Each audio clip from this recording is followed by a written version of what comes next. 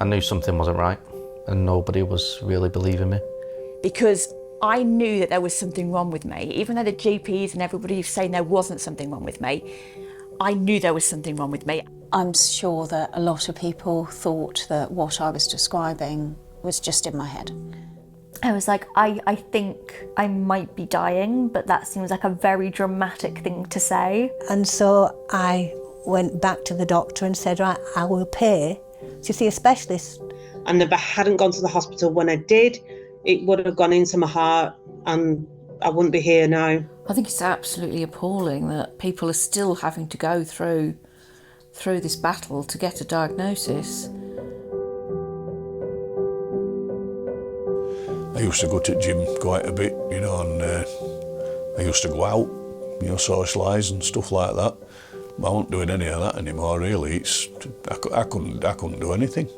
I'd always enjoyed walking, and all of a sudden I realised that hills that I could have walked up easily, I was struggling with. I was a healthy child, I was a healthy teenager, I was a healthy young adult, I was sporty. We knew that something was wrong. It felt like Sarah wasn't able to do the things that it felt like she should be able to do. So she was, in general, an active person. It was the summer just before I turned 15. I started noticing a lot of increased breathlessness, body aches, and chest pain, chest tightness. I was working on a plant yard at the time, and I'd go from the back door maybe about 100 metres down the yard and I'd just get out of breath. I was climbing off of plant equipment and like I'd feel my chest rattling. When I started noticing the swelling on my legs, on my feet and my legs, I could hardly walk. I was going from one room to another. I would just be so out of breath. I'd had long-term consultant care. I'd been deemed to have high-risk pregnancies due to long-term steroid use for underlying rheumatology problems. During my pregnancy with my daughter, I became very ill after she was born. The consultants put it down to a rheumatology flare. Well, I had all the symptoms of PH. I didn't know what it was, and I'd also been diagnosed with breast cancer. They just focused on asthma, and I tried all these different inhalers as I was growing up. Started with the blue one, or always had the blue inhaler. And a brown one. And they said just to use them as and when.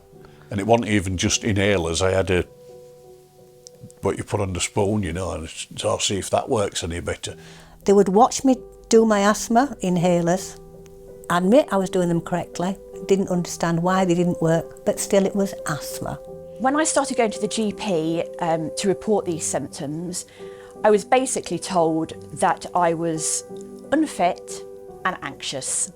A young girl in my 20s, I was probably getting a little bit paranoid about my health. I was probably getting a little bit worried that I was no longer as fit as I was, and I was probably a bit lazy. I think that's the sort of thing that was going through their head. And in fact, I've seen my GP notes since, and that's exactly what was going through their head.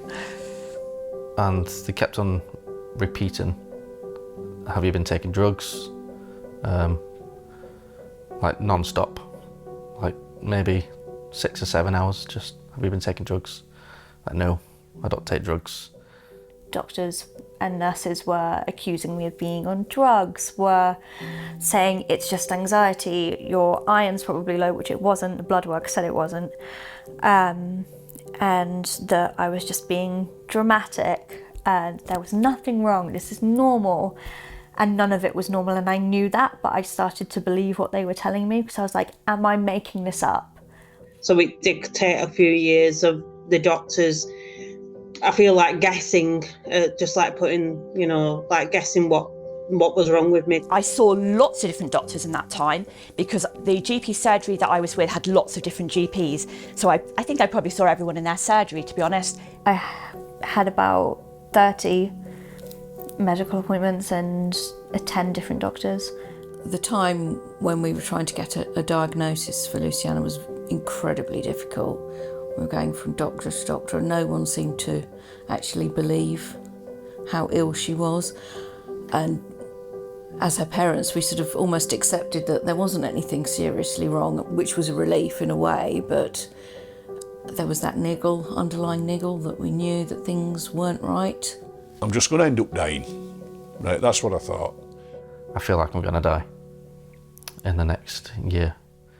I might be dying, but that seems like a very dramatic thing to say. And then it got confirmed. They did an ECG, an echo and a CT scan. I went back to hospital and they did some, I met a doctor that was doing some tests. I think I was doing a bubble echo test or something. And he had heard of PH. He said, I need to do an echo, but I think I know what you've got. But I've never seen anybody with it before. He said, so we'll do this echo, which he did. I said, is it cancer? He said, no. I said, good. He says, no, it's worse than cancer. And I said,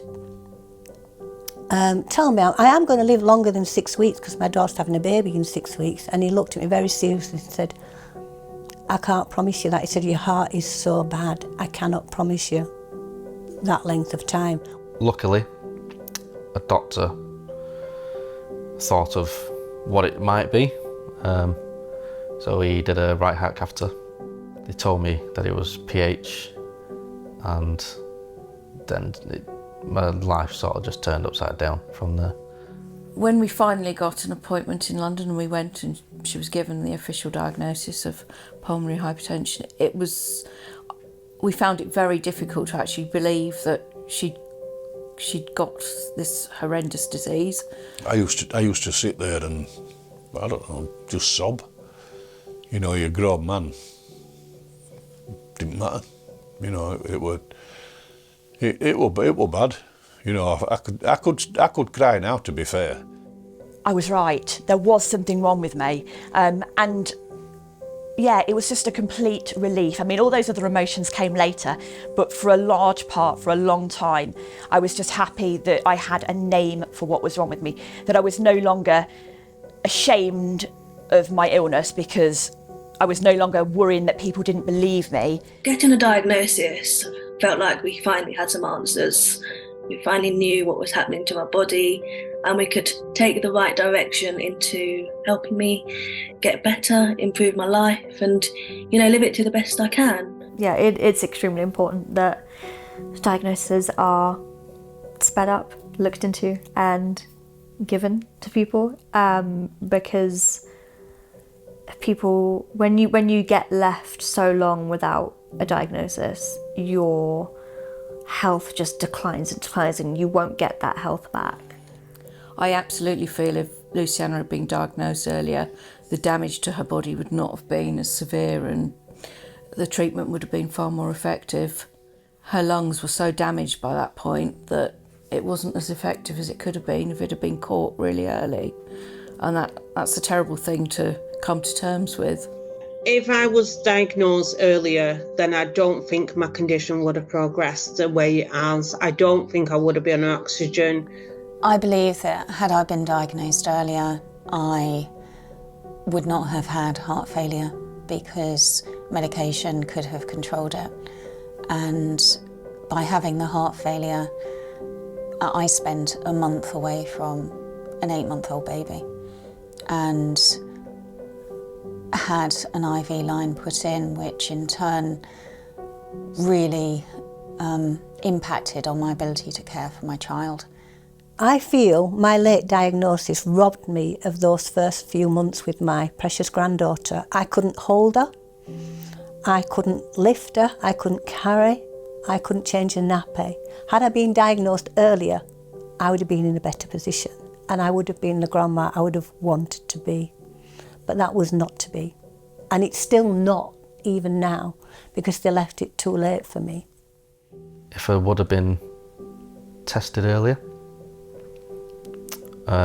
it wouldn't have been as severe as what it was. And I don't think that as much damage would have been done by the disease. I think if I'd have been diagnosed much sooner, I would have been a lot better and more well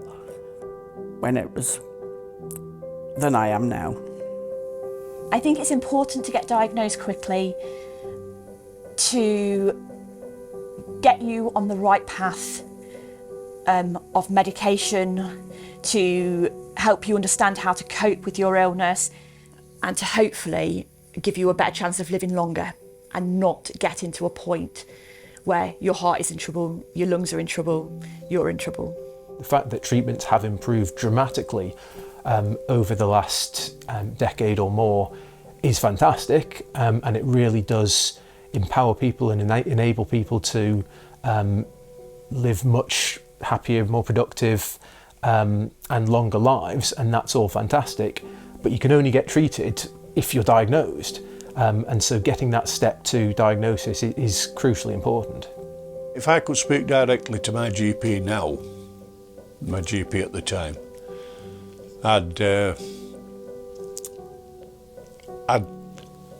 I'd wish that I'd ask him, I'd say, why didn't you, when this other treatment wasn't working, why didn't you send me to see a specialist then? I'd like to say that you need to look up on pulmonary hypertension like you do COPD, emphysema, asthma and other lung conditions that you already know about. You need to be looking up about this, you see. I do appreciate it's rare, but there's lots of rare illnesses out there and people listen to other people, but PH, no. I think it's absolutely appalling that people are still having to go through this battle to get a diagnosis. You know, we should be learning from these dreadful experiences. So many people have a terrible time, and it takes months and months, if not years, to get a diagnosis. They need to be listened to. In the last 15 years, the time to get a diagnosis has apparently not changed, which I think is awful. It's shocking. It really is shocking. Although it's difficult to diagnose somebody with this disease, it should not take, from what I'm seeing, 2 to 3 years.